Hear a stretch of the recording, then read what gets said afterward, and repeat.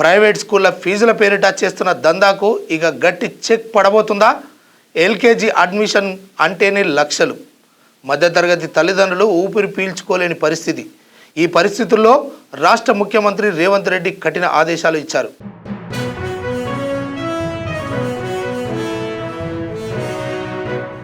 అధిక ఫీజులు వసూలు చేస్తే నోటీసులు కాదురా బాబోయ్, నేరుగా అనుమతి రద్దు చేస్తామన్నారు. ఫీజుల నియంత్రణకు కఠిన నిబంధనలు తెస్తామన్నారు. ప్రజల అభిప్రాయాలు తీసుకుని క్లియర్ పాలసీ తీసుకురాబోతున్నామని చెప్పారు. ఇక తల్లిదండ్రుల్లో కొత్త ఆశలు మొదలయ్యాయి. నిజంగా మార్పు వస్తుందా? చూద్దాం పూర్తి వివరాలు. అత్యధిక ఫీజులు వసూలు చేసే ప్రైవేటు బళ్ళ మీద పడ్డడుల్లో రేవంత్ సారు. తెలంగాణలో ఇకపై అధిక ఫీజులు వసూలు చేస్తే కేవలం నోటీసులు కాదట, నేరుగా అనుమతుల రద్దు వరకు వెళ్లాలని అధికారులకు స్పష్టం చేసిందట. ఫీజుల నియంత్రణపై కఠిన నిబంధనలు తీసుకురావాలని, ప్రజాభిప్రాయం సేకరించి స్పష్టమైన పాలసీ తీసుకురావాలని సూచించిందట. దీంతో తల్లిదండ్రుల్లో కొత్త ఆశలు మొదలైనవి. ఇప్పటికే రాష్ట్రంలో ఎక్కడ చూసినా ప్రైవేటు స్కూళ్ల ఫీజుల భారం తల్లిదండ్రుల నెత్తిన పడుతోంది. ఎల్కేజీ నుంచి డిగ్రీ వరకు రకరకాల పేర్లతోనే వసూలు చేస్తారట.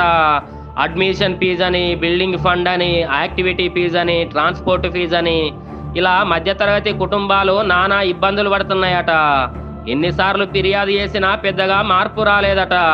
ఈ నేపథ్యంలో సీఎం స్వయంగా రంగంలోకి దిగడం కీలక పరిణామంగా మారిందట. ఇప్పుడేముంది, స్కూల్ అడ్మిషన్ అంటే ఇంట్లోనే టెన్షన్ మొదలవుతుంది. Admission fee, building fund, books, uniform, transport పేర్లు మార్చి డబ్బులు వసూలు చేస్తుంటే తల్లిదండ్రులు చేతులు ఎత్తేస్తున్నారు.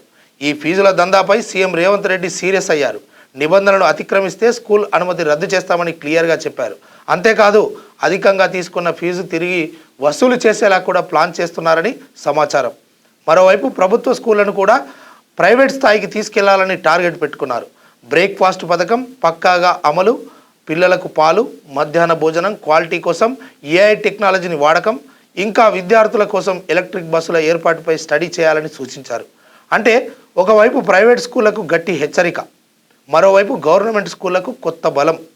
హైదరాబాద్లోని ఇంటిగ్రేటెడ్ కమాండ్ కంట్రోల్ సెంటర్లో విద్యాశాఖపై సమీక్ష నిర్వహించిన సీఎం రేవంత్ రెడ్డి సారు నిబంధనలు ఉల్లంఘించి ఫీజులు వసూలు చేసే స్కూళ్లపై కఠిన చర్యలు తప్పవని హెచ్చరించిందట. అధికంగా వసూలు చేసిన డబ్బును తిరిగి రికవరీ చేసే విధానాన్ని కూడా అమలు చేస్తారట. ఫీజుల నియంత్రణకు సంబంధించిన ప్రతిపాదనలు వెబ్సైట్లో పెట్టి ప్రజల అభిప్రాయాలు తెలుసుకోవాలని చెప్పిండట.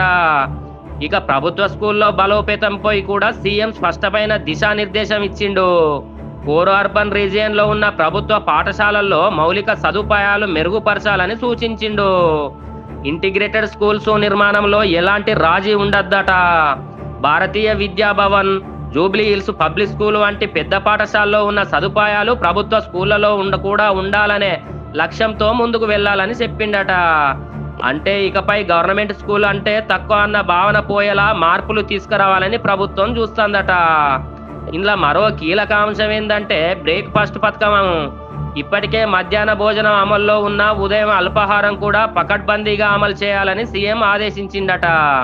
పిల్లలకు ఖచ్చితంగా పాలు అందించాలని, వాటిని విజయ డైరీ నుంచి సేకరించాలని సూచించిందట. మధ్యాహ్న భోజనం నాణ్యతపై కూడా ప్రత్యేక దృష్టి పెట్టాలని, అవసరమైతే ఏఐ టెక్నాలజీ సాయంతో మానిటరింగ్ చేయాలని చెప్పిండట. అంటే భోజనం నాణ్యత, సరఫరా వ్యవస్థలో పారదర్శకత తీసుకురావాలన్నది ప్రభుత్వ ఉద్దేశమట.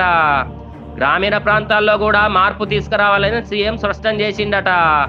రంగారెడ్డి జిల్లా మంచాల మండలం ఆరుట్ల ప్రభుత్వ పాఠశాలను తెలంగాణ పబ్లిక్ స్కూల్ మోడల్గా అభివృద్ధి చేస్తున్నట్లు చెప్పిండు. ట్రాన్స్పోర్ట్ సహా అన్ని సదుపాయాలు కల్పించే విధంగా ప్రణాళికలు సిద్ధం చేయాలని సూచించిండు.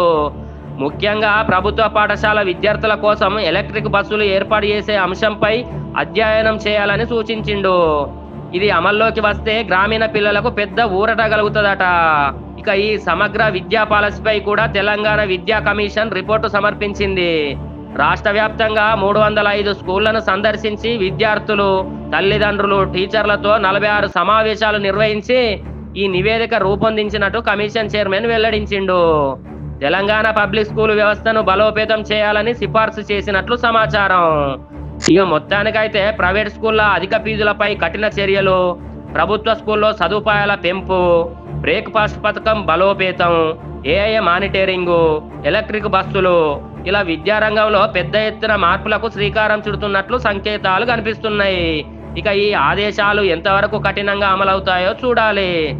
తల్లిదండ్రులు మాత్రం ఇప్పటికైనా నిజంగా మార్పు రావాలనే ఆశగా ఎదురు చూస్తున్నారు. మొత్తానికి తెలంగాణలో విద్యారంగంలో పెద్ద మార్పులు సంకేతాలు కనిపిస్తున్నాయి. ఫీజుల దందాపై గట్టి చర్యలు, ప్రభుత్వ పాఠశాలల్లో మంచి సదుపాయాలు, పిల్లలకు మంచి భోజనం, ట్రాన్స్పోర్టు ఇవన్నీ నిజంగా అమల్లోకి వస్తే తల్లిదండ్రులకు పెద్ద ఊరటే. కానీ అసలు విషయం అమలులోనే ఉంటుంది కదా. మాటలకే పరిమితం అవుతాయా లేక గ్రౌండ్లో నిజమైన మార్పు కనిపిస్తుందా? మీ అభిప్రాయం ఏంటి? ప్రభుత్వం తీసుకుంటున్న ఈ నిర్ణయాలు సరిపోతాయా? కామెంట్ చేయండి. మరిన్ని అప్డేట్ కోసం మా ఛానల్ని ఫాలో అవ్వండి. మీరు తెలుగు స్పష్టంగా చదవగలుగుతారా? తెలంగాణ యాస మీద మంచి పట్టు ఉందా?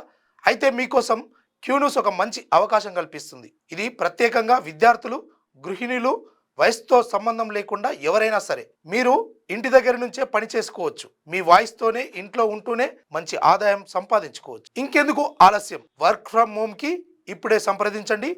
మా నెంబర్లు 8688926084, 8143001981.